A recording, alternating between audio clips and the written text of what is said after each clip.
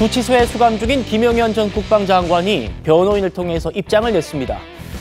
특히 계엄 설계자로 지목된 노상원 씨가 어떤 사람인지에 대해서도 처음으로 입을 열었습니다.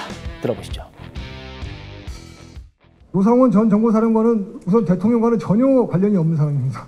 대통령은 전혀 모르는 사람이고요. 김영 장관 육사 3기 후배고 같이 근무한 적이 몇 번 있었던 사람이라고 합니다. 그리고 비상계엄 선포 전이나 선포 후 계엄 사무 수행에 관해서도 전혀 관련이 없는 인물입니다. 다만 정보사령관 역임했기 때문에 해외에 나가 있는 정보사 요원들, 이른바 블랙 요원이라고 하는 그런 요원들에 대한 관리 업무에 능통한 사람이었습니다. 그래서 그런 분야에 대해서 전직 정보사령관으로서 지득한 경험, 지식 또는 판단에 대한 자문을 구했다고 합니다. 국방장관의 자문을 제공하는 역할을 한 것은 맞습니다.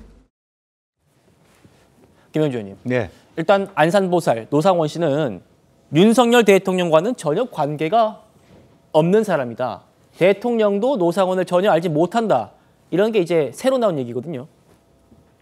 글쎄요, 뭐 그것도 사실일 수가 있지만 단적으로 예를 들어서 군산에 있는 그분이 김건희 여사 얘기를 했을 때 그런 분이 아니라 하더라라고 얘기해서 간접적으로 어쨌든 대통령과 여사가 어떤 인물인가에 대해서 뭐 김용원 장관을 전 장관을 통해서 들었던 어떤 형태로 들었을 수 있는 근접한 인물이었다는 건 사실이고, 대통령께서 국방부 장관과 계엄에 관련된 논의를 했다면, 그것도 2, 3년 전부터 해왔다라면 구체적인 실천은 누가 하냐라는 질문에 대해서 김용현 전 장관이 노상원이라는 사람에 대해서 대통령에게 보고했을 가능성은 매우 있습니다. 구체적인 계획을 한번 밝혀봐라라고 얘기했다면. 이제 그런 의미에서 아직까지 지금 이 변호인의 말씀만 듣고 그렇구나라고 할 수 있는 사항은 아니다. 뭐 같은 자리에 앉지는 않았겠지만 어쨌든 대통령으로서 여러 가지 이러한 그야말로 국기를 흔들 만한 계엄 논의를 했을 때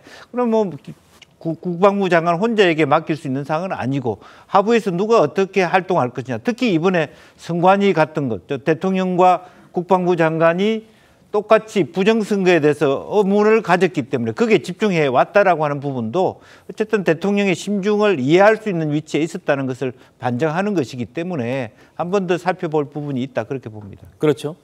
이 노상원 씨가 김용현 전 장관과는 통화한 기록은 있는데 일단 대통령과 통화한 기록은 없지만 그것도 이제 수사를 통해서 확인되어야 될 부분입니다.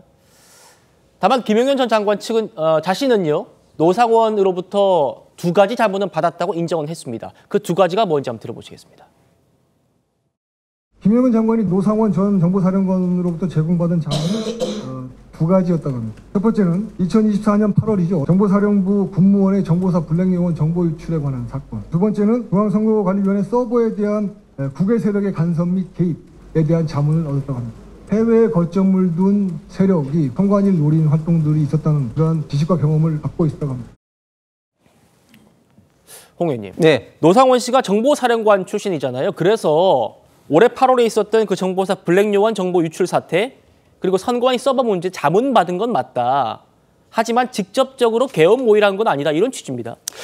제가 볼 때는 그게 뭐 지극히 당연할 수밖에 없는 게, 노상원 전 정보사령관 같은 경우 지금 퇴직을 한 게 지금 6년 이상이 지났습니다. 그런 상황에서 현직에서 한참 멀어진 사람과 이런 어떤 비상계엄에 대해서 뭐 논의할 그런 상황은 아닌 것 같고, 방금 제가 자문을 받았다는 것은 8월 달에 블랙요원이 이제 유출돼서 나라가 좀 발칵 뒤집혀지면서 어떻게 우리 대한민국의 이런 어떤 중요한 어떤 정보 자산이 유출될 수가 있느냐, 이런 어떤 비난을 굉장히 좀 많이 받았습니다. 그렇기 때문에 자연스럽게 김영현 전 장관 같은 경우는 전 사령관의 이제 개인적인 어떤 친분이 있는 노상원 전 사령관에게 뭐 본인이 과거에 해왔던 업무, 그리고 현재 일어나고 있는 블랙 요원 유출에 관련된 것은 뭐 자문을 받을 수 있겠다, 뭐 좀 그런 생각이 듭니다. 예. 노상원 전 사령관은요, 그제 검찰로 송치됐고 오늘 첫 조사를 받았습니다. 검찰은 지금 노상원의 수첩 내용을 아주 집중적으로 캐묻고 있다고 합니다. 자, 신조 의원님. 네. 노상원의 구속 기간이 모레 끝난답니다. 그래서 내일쯤 기소를 해야 되는데 지금 보시는 이 정치인을 뭐 100년도 간 배에 태워서 빠뜨린다든지 또 NLL에 무인기 보낸다든지 이런 것들이 아직 입증이 안 됐어요. 실현되지도 않았고 입증이 안 돼서 공소장을 어떻게 쓸지 이제 검찰 고민이 깊다는 거 아닙니까? 예, 그래서 저거를 지금 나온 수사의 그 경과가 어떻게 되는지 저희로서는 뭐 확인할 길이 없지만 저게 이제 그 공소장에 저런 것들이 적시가 되는가 안 되는가에 따라서 네. 수사의 진척 정도가 우리가 이제 확인해 볼 수 있지 않을까 싶은데요. 네. 저 노상원 씨 수첩에 적힌 것과 근데 또 비슷한 정황이 또 여러 군데 있잖아요. 뭐 HID 그 체포조 단순 체포조가 아닌 HID가 이제 비상대기하고 있었다든가 또 무슨 이제 체포를 넘어서 무슨 이제 뭐 사살이라든가 뭐 이런 것들이 또 사실과 적합하다고 하는 국가수사본부장의 이야기도 있었고요. 그러니까 이거를 맞춰봐야 됩니다. 그게 노상원 씨의 저 메모가 그냥 단순한 자기 머릿속에 떠오르는 아이디어를 그냥 이렇게 끄적끄적 한 것인지 아니면 저런 메모가 실제 김용현 장관에게 전달돼서 행동 계획으로도 그 수립이 돼서